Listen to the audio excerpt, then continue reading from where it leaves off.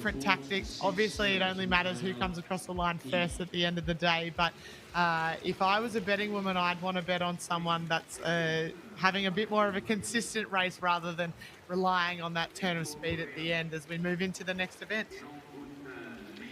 Yeah, so now this is, I need to explain this for viewers at home because it is a little bit confusing. This is a K1 men's 1000 metre semi-final, B semi-final. Now, just to explain what happens here, the first three in this race will go through to final D, and then 4 to 6 to final E. So these guys are not racing for a chance to race in the gold medal race. It's a chance to be able to qualify for final D. So from the top of the screen, we have Muhammad Ismail from Egypt.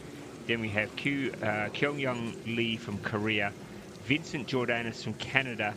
It looks like the Frenchman Maxime Margulis out there in lane 6, and then closest to the screen, it's Christian's Loris in lane 8. And I think this is a good, at least a good initiative, because for some of these paddlers, they've come a long, long way to come here, and you know, there's a very strong prospect that for some of them, they might only ever get one race. That was certainly the case at previous World Championships. They'd have their heat, and if they didn't qualify for the next round, that was it. They'd pack up their boat and they'd go home. This is giving athletes more experience, more exposure, more chance to get out there and race on some of the great venues in the world and to get that big race experience. So I think this is a great initiative. You know, there's not a lot on the line in terms of overall glory here, but I guess as an elite athlete, which I never have been, but you have, these guys are racing against themselves. They're racing against their time. I guess they take this as an opportunity to test themselves, to see what they're capable of, because they're learning every time. You know, I can't imagine that guys like Muhammad Ismail from Egypt have had a lot of big international race experience. So here is the chance for him to get out and to get that experience.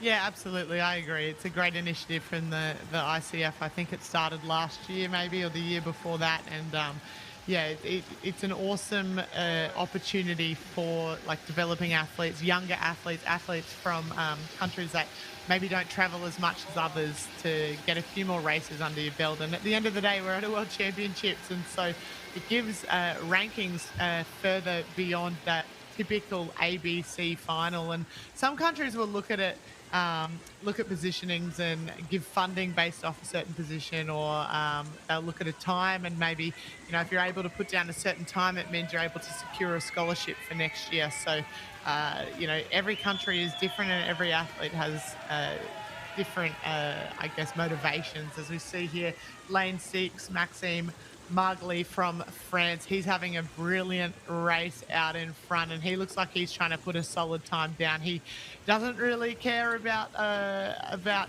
settling it down or backing it off and qualifying through nicely. It looks like he's really trying to get a good time and move through to one of the semi-finals. It'll be final D for him. So gosh, he's got 4, 5, 6, 7 boat lengths on the rest of the field, and he's pushed it right through to the end of the line. About a 3:40 for him, and a good race. And it looks like Canada there in second. Jordanus, he'll take out second place and also move through to final D. And the other thing, of course, to bear in mind, this is the start of the Olympic cycle. And, you know, this is a building process. It's 2025. The next Olympics are 2028. There's opportunities to qualify for your country, first and foremost, and then qualify for your continent to try and get into an Olympic game. So this is all part of that experience. When you go back then and you have to race against your fellow teammates to get that opportunity to go and compete at the qualifiers the year before the Olympic Games. I mean, all of this is great experience, and this is what these extra races are all about. So Maxime Margulis, France didn't have a great canoe sprint program going into Paris 2024. I suspect as the host nation, they were a little bit disappointed with the amount of representation they had. So it's certainly a big rebuild for the French team.